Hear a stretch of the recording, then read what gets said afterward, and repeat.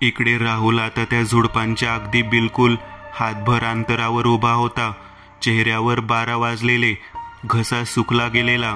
त्याच अवस्थेत त्याने एक वेळ आपला हात त्या झुडपाजवळ पुढे पुढे न्यायला सुरुवात केली की तोच मागून त्याच्या खांद्यावर कोणीतरी थंडगार हात ठेवला.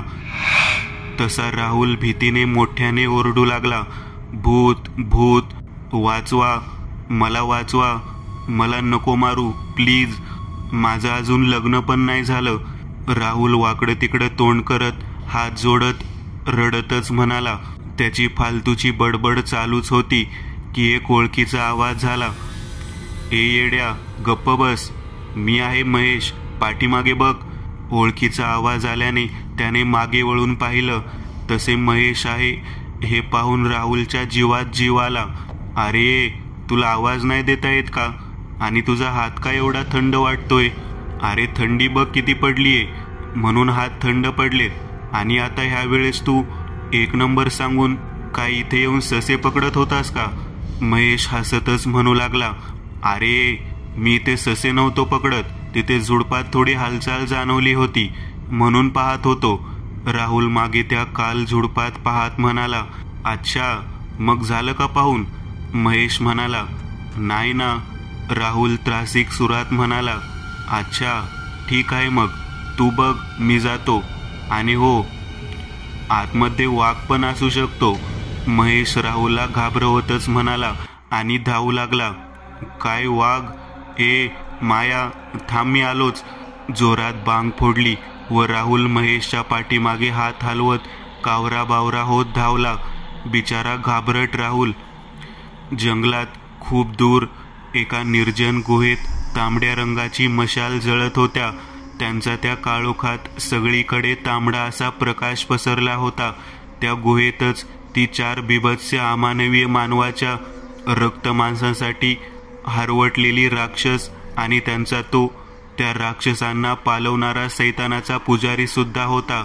त्या गुहेत कट कट असा आवाज गुंजत होता. सामा आपल्या धार कोयत्याच्या पातीने आताच शिकार केलेल्या एका मानवी शरीराचा तुटलेल्या हातावर आपल्या धारधार कोयत्याने घाव घालत होता. त्याच्या अंगावर लाल रक्त उडालेलं, अर्ध रक्त काळं झालेलं. त्या रक्तातून घाण वास येत होता. तुटलेल्या मानवाच्या शरीराचे अवयव कधी सामा कापत होता तर कधी तोंडात टाकून कचाकचा माकडासारखं दात दाखवत मांस खात होता. त्याची हीच क्रिया सुरू होती.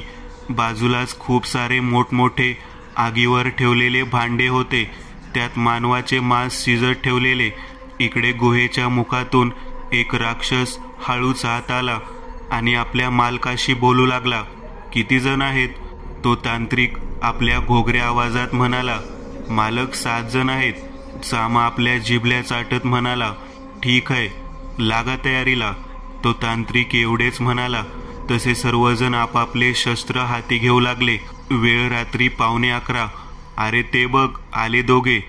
सारिका समोर झाडांमधून वाट काढत येणाऱ्या महेश राहुल यांच्याकडे पाहत म्हणाले. काही क्षणात ते दोघे आपल्या जागेवर येऊन बसले. काय रे एवढा उशीर? शिवा म्हणाला. तसं राहुल बोलणार की तोच महेश मध्येच म्हणाला, अरे काही नाही भावा, असंच जरा जास्तच प्रेशर आलं होतं साहेबांना, म्हणून टाईम लागला. महेश हसतच म्हणाला. तू गप रे, राहुल म्हणाला. त्याने लागलीच महेशच्या डोक्यात एक टपली मारली. तसे सर्वजण हसू लागले. अरे पण आम्हाला तो आवाज ऐकू आला, तो कसला होता? सारिका म्हणाली. तो आवाज? एक वेळ महेशने राहुलकडे पाहिलं व पुन्हा हसू लागला. हा वेडा ओरडत होता, भूत भूत. महेश म्हणाला. काय म्हणजे तुम्ही भूत पाहिलं? वैशाली थोडी घाबरतच म्हणाली. नाही वैशाली, भूत वगैरे काहीही नसतं ग. थांब, मी सर्व सांगतो काय झालं. तसे महेश एक एक करत सर्व विषय थोडं रंगवून सांगू लागला. तसे सर्वजण राहुलकडे पाहत पुन्हा खो खो हसू लागले. राहुलचा पूर्ण इज्जतीचा फालुदा झाला होता. इज्जत तर त्याला होतीच नाही. 1 मिनिट, भूतावरून लक्षात आलं की मगाशी आपण ज्या ढाब्यावर चहा घेतला ते बाबा सुद्धा असेच काहीतरी बोलत होते. कि उस जंगल में शैतान रहते हैं, शैतान जो इंसानों को खा जाते हैं। ज्योती खूपच गंभीर होत म्हणाली. तसं 2-3 मिनिट कोणी कोणाशी एक शब्द सुद्धा बोललं नाही. सर्वांच्या चेहऱ्यावर भीतीचे भाव उमटले होते. काही क्षणातच त्या शांततेला तोडत गुंजन हास्य करत म्हणाला, काय यार, तुम्ही पण ना सर्व त्या म्हाताऱ्या माणसाच्या गोष्टीवर विश्वास ठेवता. अरे जग कुठं चाललंय आणि तुम्ही अजून भूतांना घाबरताय. भूत असतात का तरी? ते फक्त आपल्या माइंडचे खेळ आहेत आणि वय झालेत म्हणून ते बाबा काही पण बोलत असतील. मग काय आपण काय लगेच विश्वास ठेवायचा का? गुंजनने आपलं मत मांडलं. तसे ज्योती सुद्धा गुंजनच्या वाक्याला दुजोरा देतच म्हणाली, हो, मला सुद्धा गुंजन बोलतोय ते पूर्ण पटतंय. तसं गुंजन सुद्धा मनातल्या मनातच म्हणाला, मला सुद्धा तू पटतेस. आणि आपल्या स्वप्नात हरवून गेला जिथे त्या दोघांचं लग्न सुरू होतं. 7 फेऱ्या मारून झाल्या होत्या. फक्त एक फेरी बाकी होती की तोच कोणीतरी त्याला जोरजोरात आवाज देत हलवतंय असं वाटू लागलं आणि त्याचं स्वप्न तुटलं आणि तो आपल्या खऱ्या दुनियेत आला. अरे कुठे हरवलास? शिवांश म्हणाला. अरे कुठे काय, काही नाही, असंच, गुंजन म्हणाला. तसे जयने डावी उजवीकडे मान हलवली आणि म्हणाला, वेडाच आहे. अशातच ह्या मुलांचा गप्पा मारत वेळ निघून गेला. रात्रीचे 11:15 वाजले आणि मुलं एका टेंटमध्ये झोपण्यासाठी निघून गेली आणि मुली दुसऱ्या टेंटमध्ये. रात्री 12 वाजता पूर्ण जंगल धुक्यांनी भरून गेलं होतं. सगळीकडे सामसूम झाली होती. काय तो फक्त रात्रीच्या रातकिड्यांचा किरकिर आवाज येत होता. मध्येच कधी एक घुबड घुतकारत उडून जायची, तर कधी हू हू करत जंगलातला कोल्हा ओरडायचा. गारठा असा काही पसरलेला की जणू हाडमास गोठवून टाकेल. चंद्राची सावली खाली झाडांवर पडत होती. त्या सावलीत झाडांचा आकार वेगवेगळे भीतीदायक आकारालमय रूप धारण करत होते. इकडे मुलांच्या टेंटमध्ये राहुलला पुन्हा प्रेशर येऊ लागलं व तो आपल्या जागेवर गाल चोळत उठून बसला. एक वेळ त्याने झोपलेल्या त्या तिघांकडे पाहिलं तर महेश आपल्या जागेवर नव्हता. राहुलने गुंजनला उठवलं आणि मी जरा आलोच, एक बोट दाखवतच तो म्हणाला. गुंजन तर घोडे विकून झोपला होता. त्याला तो राहुल काय म्हणाला ते सुद्धा नीट समजलं नाही आणि त्याने तिथेच पुन्हा आपल्या जागेवर अंग ताणून दिलं. सामसूम रात्रीत राहुल टेंट बाहेर आला. बाहेर येताच मंद कटाक्ष टाकत त्याने बाहेर पाहिलं. सर्वीकडे एक निर्जव अशी शांतता पसरली होती. पूर्ण जंगल धुक्याची चादर ओढून बसला होता. विलक्षण अंधकार, प्रभावित शांतता मन वेधत होती. राहुलच्या मनात अद्याप भीतीने जागा करण्यास सुरुवात केली नव्हती. तो टेंटपासून सुमारे 80-90 पावले चालत आला आणि आपलं काम झाल्यावर पुन्हा टेंटमध्ये जायला निघाला की तोच पाठी झाडाझुडपात थोडी सळसळ आवाज करत हालचाल होऊ लागली. राहुलच्या मनात जी भीती आत लपून बसली होती ती पुन्हा वर येऊ लागली. त्यात आता दुसरा कोणी बरोबर नसल्यामुळे त्या झुडपात काय आहे ते पण त्याला एकट्यालाच पाहावं लागणार होतं. एक वेळ राहुलने कान देऊन नीट ऐकले. कुठून तरी जिभल्या चाटल्याचा आवाज तर कधी गुरगुरण्याचा आवाज येत होता.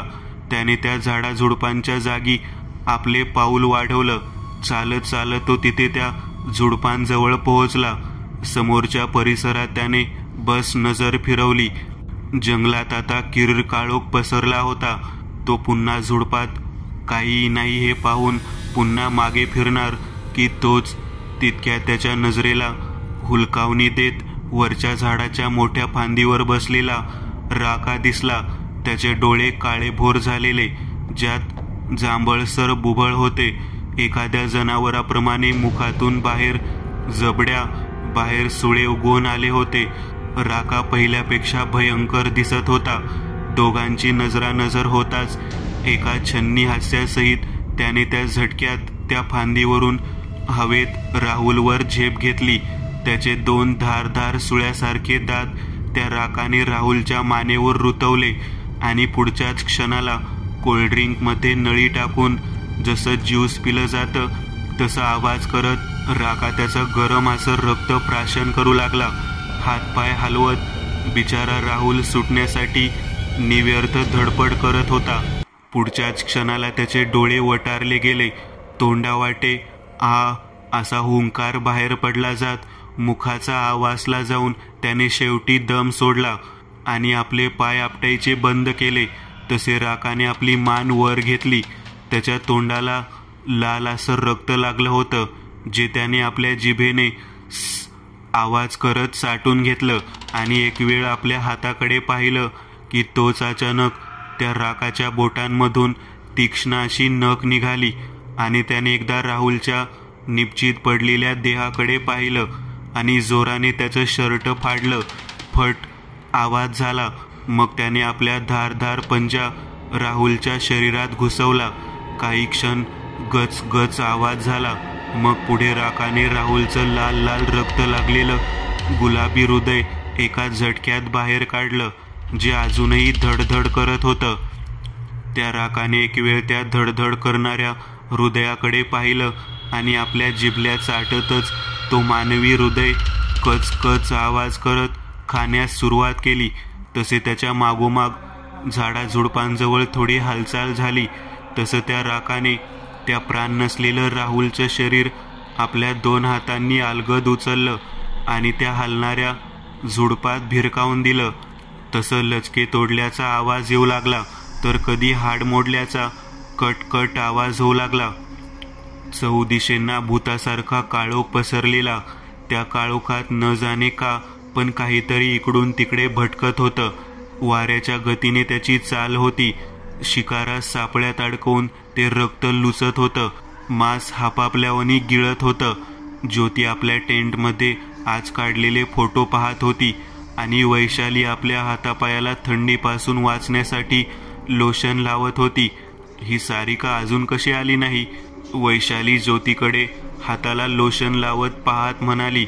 तसं ज्योतीने वैशालीकडे पाहिलं आणि एक स्माईल देतच म्हणाली, येतील ग त्यांचं काम झाल्यावर, तू नको टेन्शन घेऊस. ज्योती हसतच म्हणाली, काय? वैशाली थोडं वेळ थांबून न समजल्यासारखं म्हणाली, 1 मिनिट. काम म्हणजे? इकडे ये सांगते. ज्योतीच्या वाक्यावर वैशाली आपल्या जागेवरून उठून ज्योतीकडे गेली. कान इकडे कर, ज्योती म्हणाली. तसं वैशालीने आपला उजवा कान ज्योतीच्या तोंडाजवळ केला आणि ज्योती हळूच तिच्या कानात पुटपुटली. करण्यासाठी गेली ती दोघं. ज्योती दोन्ही ओठ मुडपत हसत म्हणाली, शी काही पण बोलतीयस तू? वैशाली कान बाजूला घेत तिच्याकडे पाहत म्हणाली, अगं खरंच. ज्योती हसतच म्हणाली. तसे वैशाली सुद्धा ह्यावेळेस हसू लागली. ऐन थंडीत अशा थंड गुलाबी शबनम पहुडलेल्या रोमॅन्टिक वातावरणातल्या रात्रीत महेश आणि सारिका ह्या प्रेमी युगलांचा प्रणयसुख रंगात आला होता. दोघेही विवस्त्र झालेले. दोघांच्याही शरीरावरचे अवयव नग्न अवस्थेत होते. ते दोघे स्वर्ग सुख घेत होते. जंगलातल्या थंड अशा धुक्यातून मग त्या निर्जीव शांततेत एक विशिष्ट प्रकारचा लय निर्माण करत होता. डोळ्यात एक विशिष्ट प्रकारची नशा जणू दोघांच्याही भिनभिनत वर आली गेलेली. अर्ध्या तासानंतर झाडामधून सुई सुई करत एक बाण हवेला धुक्याला चिरत अफाट वेग पत्कारत आला आणि सपक आवाज करत सारिकाच्या पाठमोरे अवस्थेतून छातीत घुसला. एका झटक्यात बाणाची पात पाठीतून घुसून पुढच्या दिशेने बाहेर निघाली. त्याच वेळेस सारिकाच्या तोंडातून लाल भडक रक्ताची पिचकारीच उडाली जी की महेशच्या तोंडावर जाऊन बसली. त्याचं पूर्ण तोंड रक्ताने माखून नाहून निघालं. त्याने भीतच कावऱ्या बावऱ्या अवस्थेत सारिकाला बाजूला ढकललं आणि स्वतः नग्नच आपल्या जागेवर उभा राहिला. त्याने थरथरत्या हातानीच एक वेळ सारिकाला हात लावत उठवायचा प्रयत्न केला. तसं तिने हळूच आपले डोळे उघडले आणि महेशला पाहिलं. त्याच क्षणी तिचे डोळेच मोठे झाले. पाठीमागे धिप्पाड असा बिभत्स्य रूपाचा राका उभा होता. त्याच्या हातात भली मोठी चेन सो होती. महेशने पाहिलं की सारिका आपल्या पाठीमागे पाहतीये. तसे त्याने घाबरतच आपली मान हळूच पाठीमागे वळवली की तोच त्याच क्षणी राकाने आपल्या मशीनला चालू केली आणि एका झटक्यात महेशच्या मानेवरून फिरवली. जर लाकूड या मशीनमध्ये कापला जाऊ शकतो तर माणसाचं काय होऊ शकतं हे तुम्हीच तुमच्या कल्पनेतच ठरवू शकता. एका सेकंदात महेशचं शिर धडा वेगळं झालं. खाली पडलेलं त्याचं धडाचे डोळे आणि तोंड उघडे ते उघडेच राहिले. शिर धडा वेगळं झाल्यामुळे शरीरातून कारंजा उडावं तसं रक्त मानेतून फवाऱ्यासारखं बाहेर उडू लागलं. पूर्ण जमिनीवर रक्ताचा पाऊस पडू लागला. जमीन रक्ताने भिजू लागली. आपापल्या झाडाच्या घरट्यात झोपलेले पक्षी ची ची आवाज करत हे थरार पाहून दूर उडत जाऊ लागले. सारिका तर लकवा मारलेल्यासारखीच पडून होती. तिची ना हालचाल होत होती ना आवाज बाहेर निघत होता. त्या राकाने एक वेळ जमिनीवर पडलेल्या सारिकाला पाहिलं, मग कुत्सितरित्या हसला आणि क्षणार्धात ती मशीन तिच्या डोक्यावरनं खाली पायांपर्यंत अलगद सुरीने केक कापावं तशी फिरवली. तसे तिचे शरीराचे 2 तुकडे झाले. पोटातल्या आतड्या तुटून बाहेर आल्या. त्या चेनसोच्या पात्यांवर लाल भडक रक्त लागलं होतं. असं वाटत होतं की जणू ती मशीन रक्ताने न्हावून निघालीये आणि अजून रक्त मागतीये. शिवांशला तहान लागली. त्याचा गळा सुकला होता म्हणून तो झोपेतून उठला. बॅगेतून पाण्याची बॉटल काढून पाणी पिऊन झाल्यावर तो पुन्हा जागेवर जाऊन झोपणार की तोच त्याने पाहिलं की महेश आणि राहुल आपल्या जागेवर नाही आहेत. तसं त्याने लागलीच गुंजनला उठवलं आणि त्याला राहुल महेश दोघांबद्दल विचारलं.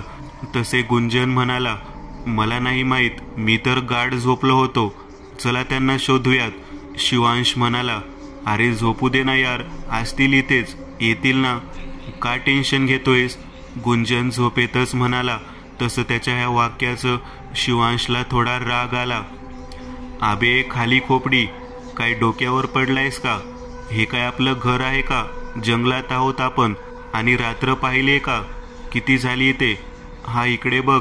शिवांशने आपली स्मार्ट वॉच गुंजनला दाखवली की जिच्यामध्ये रात्रीचे 12:30 झाले होते. हा ठीक आहे, चल पाहूयात आपण, गुंजन नाखुशीतच म्हणाला. तसे दोघे टेंट बाहेर आले. दोघांनी एक वेळ सगळीकडे नजर फिरवली. सर्वीकडे एक निर्जीव अशी मेलेली शांतता पसरली होती. पूर्ण जंगल धुक्याची चादर ओढून गूढ बागुलबुवासारखा तमाशा पाहत बसला होता. अंगाला गार गार वारा लागत थंडी झोंबत होती. हाडामासात रुतत होती.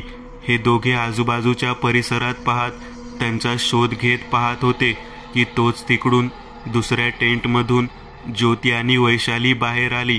शिवांश आणि गुंजनने सुद्धा हे पाहिलं आणि ते दोघे त्यांच्या दिशेने जायला निघाले. तुम्ही दोघे बाहेर काय करताय? शिवांश त्या दोघीकडे पाहत म्हणाला. अरे सारिका आणि महेश अजून आले नाहीत म्हणून म्हटलं पाहूया त्यांना. ज्योती म्हणाली. महेश सारिकाला घेऊन कुठे गेला? गुंजन म्हणाला. तसं ज्योतीने एक वेळ वैशालीकडे पाहिलं आणि गालातच हसू लागली. ओ आय सी, समजलं. गुंजन सुद्धा हसतच म्हणाला. तुम्ही दोघं हसताय काय? आपण काय हॉटेलमध्ये आलोय का? हे जंगल आहे आणि वेळ तर बघ. आणि या जंगलात रात्री त्या दोघांना काही झालं तर कोण जिम्मेदार राहील? शिवांश आपली बाजू मांडत म्हणाला. आय एम सॉरी, ज्योती मान खाली घालून म्हणाली.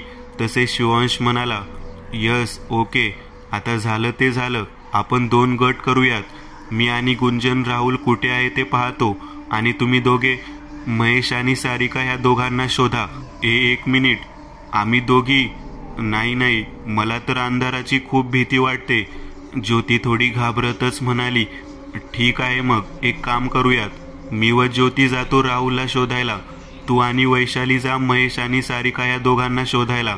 गुंजन म्हणाला आणि त्याची ही युक्ती सर्वांनी लागलीच मान्य केली. तसं त्या तिघांना सुद्धा गुंजनची आयडिया आवडली जात ते चौघे आपल्या मित्रांना त्या भयान रात्री मृत्यूच्या सापळ्या शोधण्यासाठी निघाले. गुंजनचं लक्ष पूर्ण ज्योतीकडेच होतं. तो राहुलला कमी आणि ज्योतीला जास्त शोधत होता. कुठे गेला असेल हा राहुल? ज्योती गुंजनकडे पाहत म्हणाली. तसा गुंजन आपल्या तंद्रीतच म्हणाला, जाऊ दे, आपल्याला काय करायचंय? गुंजन म्हणाला. हा, काय म्हणालास? ज्योती डोळे मोठे करत तशी गुंजनने आपली जीभ चावली आणि म्हणाला, नाही म्हणजे शोधायला हवं ना, नाहीतर सापडणार कसा? हो बरोबर, ज्योती एवढंच म्हणाली आणि ते दोघे पुन्हा राहुलला शोधू लागले. शिवांश, वैशाली, महेश आणि सारिका या दोघांना शोधत होते की तोच शिवांशने वैशालीला जोरात तिचा हात धरतच तिला आपल्या बाहुपाशात खेचलं. तशी अचानक वेगाने वैशाली शिवांशच्या अंगाला जाऊनच चिटकली. ह्या धक्क्यातून वैशाली थोडी मान खाली घालतच लाजतच म्हणाली, हे काय करतोयस तू? कोणी पाहिलं तर? शिवांशचं पूर्ण लक्ष मात्र पुढे होतं. त्याने हळूच आपलं तोंडावर एक बोट ठेवत वैशालीला गप्प राहण्यासाठी सांगितलं आणि आपल्या मानेने पुढे पाहण्यास इशारा केला. तसं एक वेळ वैशालीने सुद्धा पुढे पाहिलं आणि त्याच क्षणी तिचे डोळे असे काही विस्फारले जात मोठे झाले की ती आता मोठ्याने ओरडणार की तोच शिवांशने आपला हात तिच्या तोंडावर दाबून ठेवला. पुढून धिप्पाडासा राका महेशच्या शरीराचे तुकडे करत खात होता आणि त्याच्या बाजूलाच चामा उभं राहून सारिकाच्या शरीराचे झालेले 2 तुकडे कटिंग मशीननी छोटे पीस करत एका प्लास्टिकच्या थैलीमध्ये टाकत होता. पारदर्शक रूपी ती थैली लाल रक्ताने माखली होती. एक पीस तो पिशवीत फेकत होता तर कधी आपल्या तोंडात टाकून खात होता. हे सर्व पाहून वैशाली किंचाळणार की ओरडू नकोस, नाहीतर त्यांना ऐकू जाईल. घाबरू नकोस, मी आहे ना, तुला काही होऊ देणार नाही.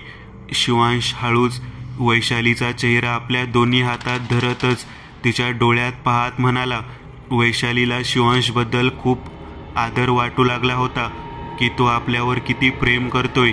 तिच्या मनात अशा परिस्थितीत सुद्धा त्याच्याबद्दल आपल्या प्रेम भावना उमटू लागल्या होत्या.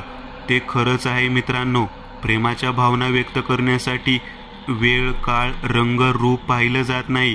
ते कधीही कोणावरही कधीही व्यक्त करता येतं. फक्त पुढील व्यक्ती आपला आवडणारा असावा लागतो. शिवांशचं पूर्ण लक्ष पुढे होतं. त्याने एकदा दोनदा वैशालीकडे पाहिलं तर ती एकटक त्याच्याकडेच पाहत होती. त्याने हळूच भुवया उडवत आपली मान वर केली आणि इशारा करतच म्हणाला, काय झालं?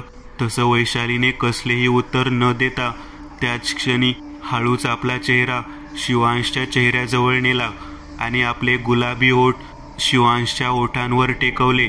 या अचानक झालेल्या प्रसंगाने शिवांशच्या शरीरात नसानसांत 440 व्होल्टेजचा झटका बसला. हृदय काही क्षण असा काही जोरजोरात धडकत बसला की जणू ती भावना शब्दात मांडण्या पल्ल्याड होती. I love you Shivansh. मला नाही माहिती हे काय झालं आणि कसं झालं, पण मला तू खूप आवडतोस. आपण आज वाचू की नाही माहिती नाही, पण पुढच्या जन्मात मात्र मला तुझ्यासारखा जोडीदार हवाय. शेवटच्या वाक्यावर वैशालीच्या डोळ्यात पाणी जमा होऊ लागलं. ते पुढे काही बोलणार की तोच त्याने तिच्या ओठांवर आपले एक बोट ठेवत तिचे पुढचे शब्द अडवले आणि तो तिच्या डोळ्यात पाहत म्हणाला, नाही, मला पुढच्या जन्मात नाही तर पुढच्या प्रत्येक जन्मात फक्त तूच हवी आहेस. आणि हो, ह्या जन्मात सुद्धा मी काहीच होऊ देणार नाही तुला. शिवांशने हळूच आपल्या हातांनी वैशालीचे पाणावलेले डोळे पुसले आणि पुन्हा म्हणाला, वैशाली, हे बघ मी काय सांगते ते नीट लक्ष देऊन ऐक. जय वैशालीकडे पाहत म्हणाला, आपण आता ज्योती आणि गुंजनला शोधूयात, ठीक आहे? चल. जय आणि वैशाली हळूच त्या 2 राक्षसांना चाहूल लागू न देता तिथून सटकले व निघाले गुंजन आणि ज्योतीला शोधण्यासाठी.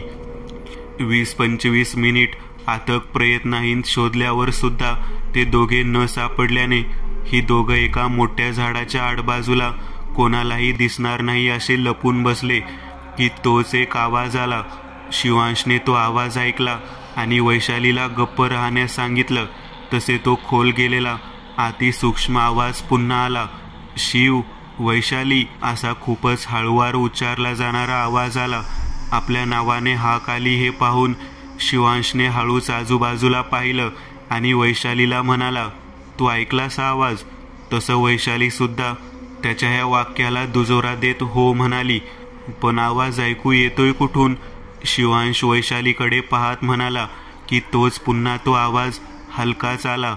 शिव, वैशाली, वर पहा, एक अज्ञात आवाज. तसा क्षणाचाही विलंब न करता शिव आणि वैशालीने वर झाडावर पाहिलं तर झाडाच्या वर झाड अशा खोडावर गुंजन बसला होता आणि तोच शिवांश वैशालीला आवाज देत होता. त्याचे कपडे जागोजागी फाटले होते, चेहऱ्यावर नख कोरबडली होती, हाताला व पायाला खरचटलं होतं. अरे तू वर काय करतोयस, खाली ये, शिवांश हळू आवाजात म्हणाला. तसं गुंजन झाडावरून उतरत जमिनीवर आला. त्याची अशी अवस्था पाहून शिवला त्याची कीव आली. अरे शिवांश, तू विश्वास नाही ठेवणार. तुम्हा दोघांना माहितीये का, ते बाबा जे बोलले होते ते खरं आहे. ती राक्षस. गुंजन पुढे काही बोलणार की तोच शिव म्हणाला, ती राक्षस जंगलात आहेत आणि त्यांनी सारिका आणि महेशला. शिव पुढे काही बोलूच शकला नाही, कारण गुंजन सर्व समजून गेला होता. ज्योती कुठे? गुंजन, ती तुझ्याबरोबरच होती ना, मग कुठे आहे ती? वैशाली म्हणाली. मी नाही वाचवू शकलो तिला, आणि हुंदके देत रडतच सांगू लागला. गुंजन आणि ज्योती रात्रीच्या अंधारात राहुलचा शोध घेत होते की अचानक त्यांच्या कानावर काही आवाज ऐकू आले. सामा, त्याचं काळीज दे इकडं, मला पाहिजे. सुका दरडावत म्हणाला. मी नाही देणार, मीच खाणार याचं काळीज. सामा चामाकडे गुरगुरतच पाहत म्हणाला. ते गुरगुरण्याचा आवाज पुढील झाडाझुडपातून येत होतं. तसे तो आवाज ऐकून ज्योतीने झाडाझुडपांजवळ पाहण्यास सुरुवात केली की तोच तिला ही दोन राक्षस राहुलच्या प्रेताची चिरफाड करत खाताना दिसली. सर्वप्रथम हे दृश्य पाहताच क्षणी तिच्या दोन्ही डोळ्यांचे बुबुळ पांढरे झाले. तोंडाचा आ वासला, अंगावर सरकन काटा उभा राहिला. त्या म्हाताऱ्या माणसाचे बोल पुन्हा पुन्हा कानात गरम पाणी ओतल्यासारखे घुमू लागले. सामाला आपल्याकडे कोणीतरी पाहत आहे ह्याची कसली तरी अनामिक चाहूल लागली. त्याने झटक्यात ज्योती उभी होती तिथं पाहिलं. तसे त्याला त्या जागेवर काहीतरी दिसलं आणि तो खाडकन उभा राहिला व नीट लक्ष देऊन पुढे पाहू लागला. पण त्या जागेवर आता कोणीही नव्हतं.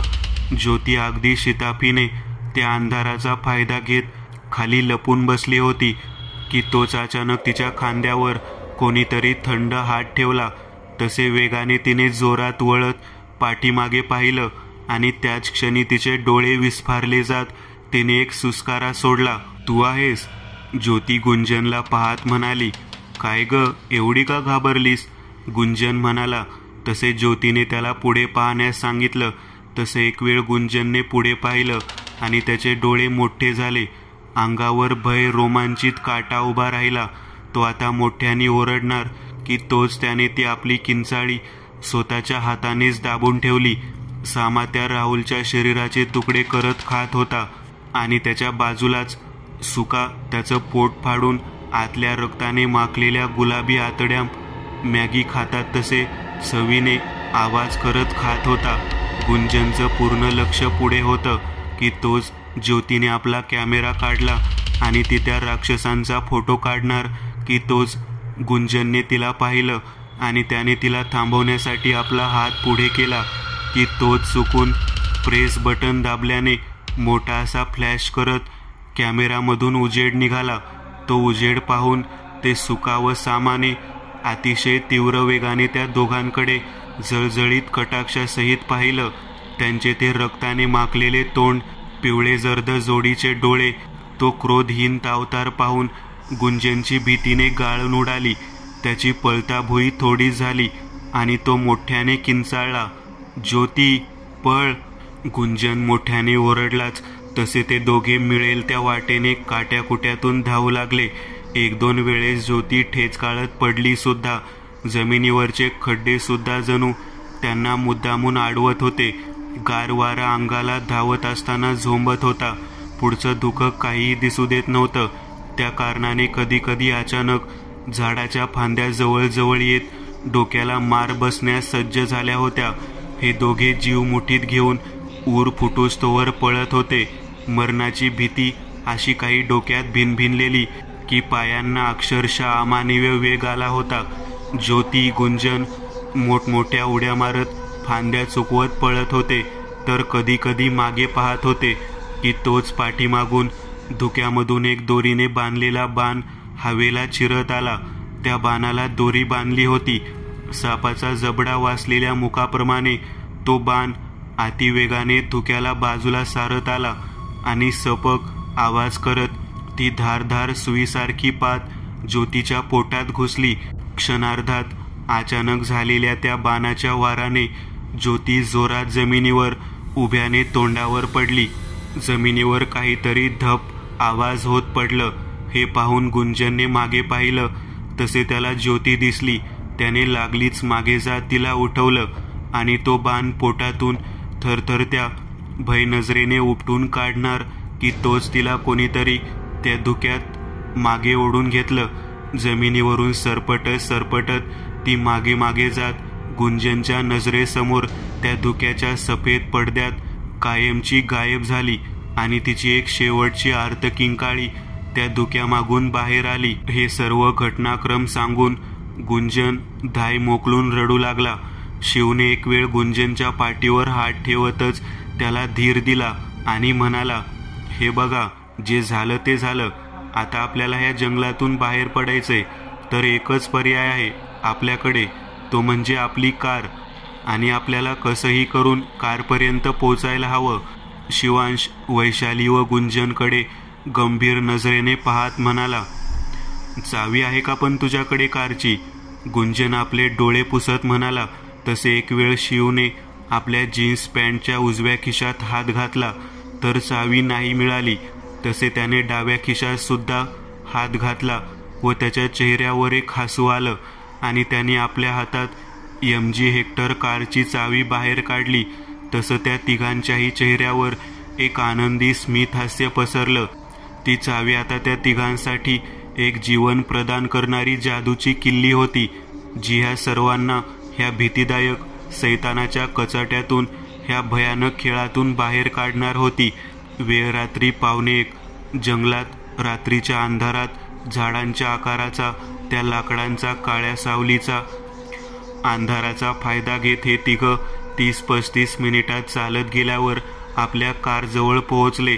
आता घाई करायला हवी होती, अन्यथा ती राक्षस केव्हाही रक्तप्राशन करण्यासाठी त्यांच्या पाठलागावर येणार होती. शिवने गाडीचा दरवाजा खोलत तो आपल्या ड्राईव्ह सीटवर बसला आणि त्याच्या बाजूलाच भेदरलेल्या घाबरलेल्या अवस्थेतली वैशाली बसली. पाठीमागे गुंजन एकटाच बसला होता. काही क्षणापूर्वी जे सीट मित्रांच्या जागेवरून भरले होते ते आता रिकामे होते. शिवने कटाक्ष मागे टाकत गाडीला चावी लावत तो गोल चावी फिरवली. तसे गाडी थरथरत इंजिन चालू होण्याचा आवाज देत कार क्षणात बंद झाली. जयने पुन्हा एकदा चावी फिरवली. पुन्हा आवाज देत कार बंद झाली. शिवने गाडीवर हात मारला आणि म्हणाला, शट, हिला पण आताच बंद व्हायचं होतं. आणि निराश होतच आपलं डोकं स्टेअरिंगवर ठेवलं. मला वाटतंय थंडीमुळे इंजिन जाम झाला असावं. आपण धक्का मारून पाहूयात का? गुंजन म्हणाला. तशी वैशाली म्हणाली, ठीक आहे, मी ड्राईव्ह सीटवर बसते, तुम्ही दोघे धक्का मारा. वैशाली सुद्धा घरी आपल्या वडिलांची जीप चालवायची, ज्याने तिला गाडी चालवता येत होती. ओके, डन, शिव इतकेच म्हणाला. तसे ते दोघे गाडीमधून उतरून धक्का मारण्यासाठी मागे गेले. वैशालीने मिररमधून पाठीमागे शिवकडे पाहत थम्सअप केलं. तसे त्या दोघांनीही आपल्या शरीरात होती तेवढ्या ताकदीने गाडीला धक्का देण्यास सुरुवात केली. तसे मंद गतीने गाडी आपल्या जागेवरून हालू लागली. इकडे वैशालीने सुद्धा गाडीची चावी फिरवायला सुरुवात केली. इंजिन हिचके देत थक थक आवाज देत गाडी मध्ये चालू होत धक्के खात बंद पडत होती. शिव व गुंजन आपल्या पूर्ण ताकदीनिशी जोर लावत होते. वैशालीने सुद्धा हार मानली नव्हती.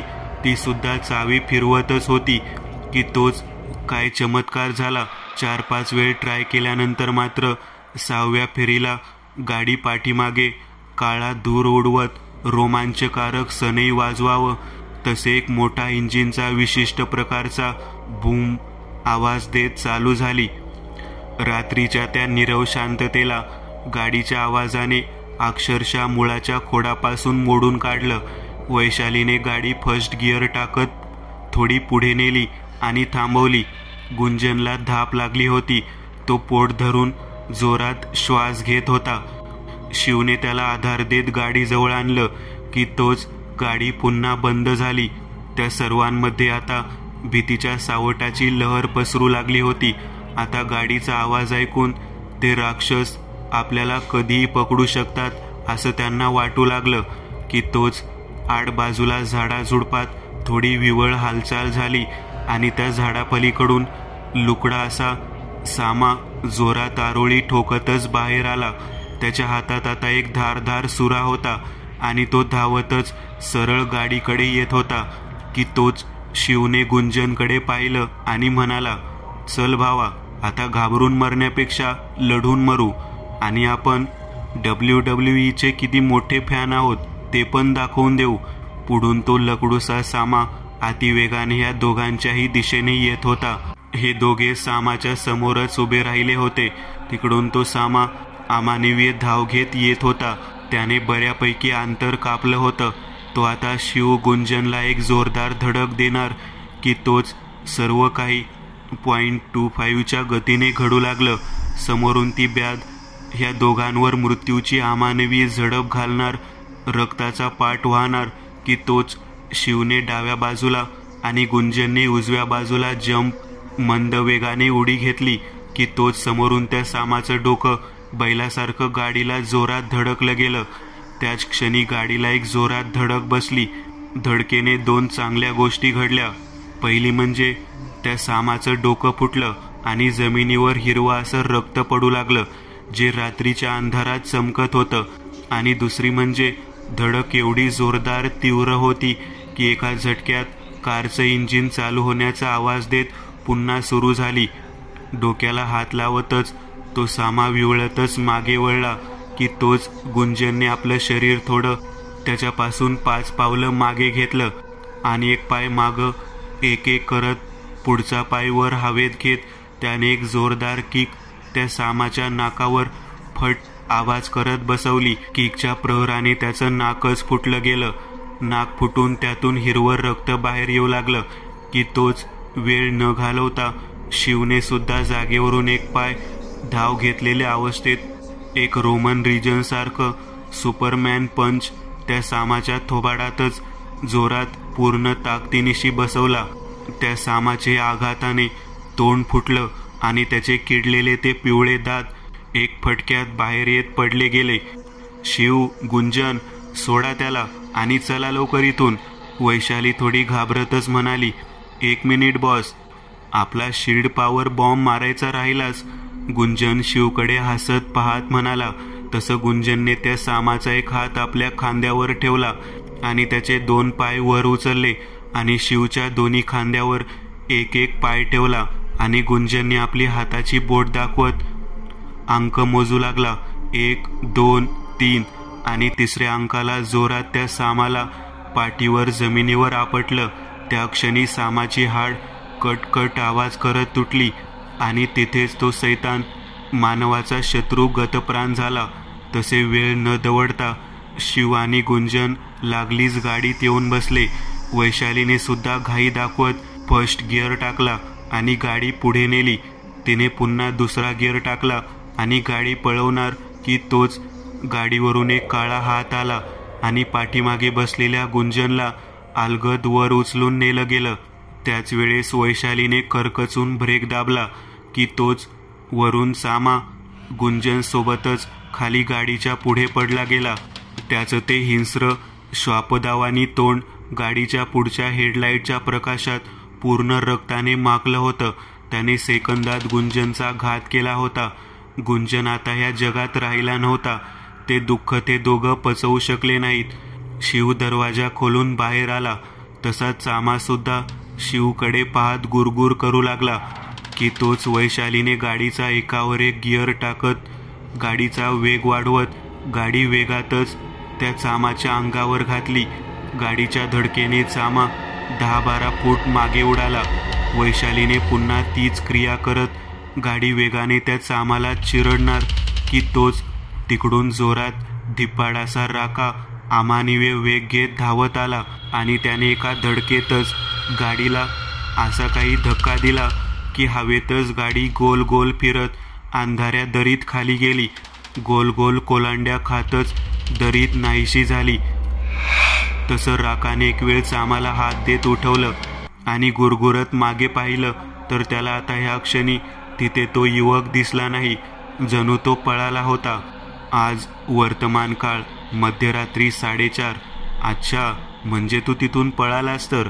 तो ट्रक ड्रायव्हर म्हणाला. हो, कारण मी एकटा काहीही करू शकलो नसतो आणि आता धोका टळलाय.